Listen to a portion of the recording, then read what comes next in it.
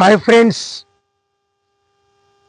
నా మెదడులో మూడు క్వశ్చన్లు బాగా నన్ను ఇబ్బంది పెట్టేస్తున్నాయి. అవి మీకు ఇప్పుడు నేను చెప్పాలి, మీ దగ్గర ఆన్సర్ తీసుకోవాల్సిందే. మాది గుంటూరు జిల్లా కోసూరు మండలం దొడ్లేరు గ్రామంలో కొంతమంది యువత ప్రేమ వివాహాలు చేసుకున్నారు. ఒక ముస్లింస్ అమ్మాయిని హిందూ చేసుకున్నాడు, హిందువుల అమ్మాయిని ముస్లింస్ అబ్బాయి చేసుకున్నాడు, మరి క్రిస్టియన్స్ అమ్మాయిని మరి ముస్లింస్ అబ్బాయి చేసుకున్నాడు.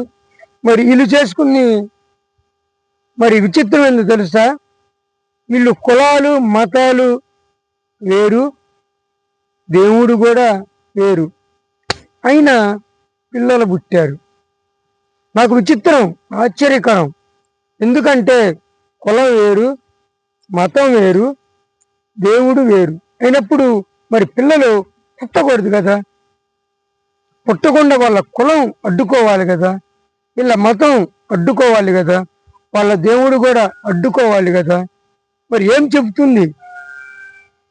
ప్రేమ వివాహాలు చేసుకునే వాళ్ళకి పిల్లలు పుట్టడం సంకేతం ఏం చూపుతుంది అంటే మనుషులంతా ఒకటేనని చెప్తుందా? మరి కులాలు మతాలు లేవని చెప్తుందా? దేవుళ్ళు వేరు కాదు ఒక్కడే అని చెప్తుందా? ఈ 3 ప్రశ్నలకి సమాధానం మీరు నా వీడియోలో కామెంట్స్లో తప్పకుండా చెప్పాలి.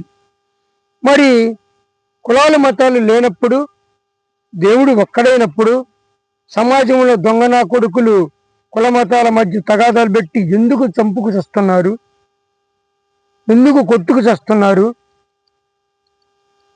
చెప్పండి. ఒక్కటి నా వీడియో ద్వారా మీరు నేర్చుకోవాల్సింది ఏంటంటే, యువత కులం లేదు, మతం లేదు, అసలు దేవుడే లేడు అనేది నేను చెప్పదలుచుకున్నాను.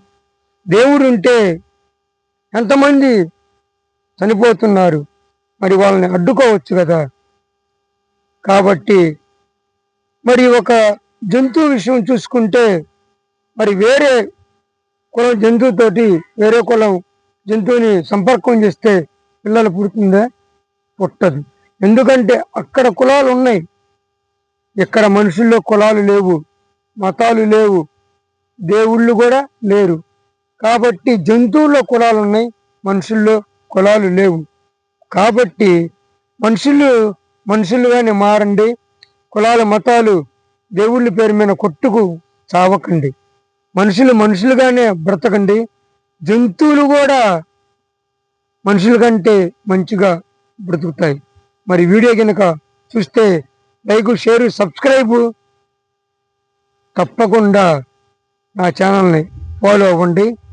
నా వీడియోకి కామెంట్స్ పెట్టడం మాత్రం మర్చిపోవద్దు. మీకు శుభం కలుగుగాక.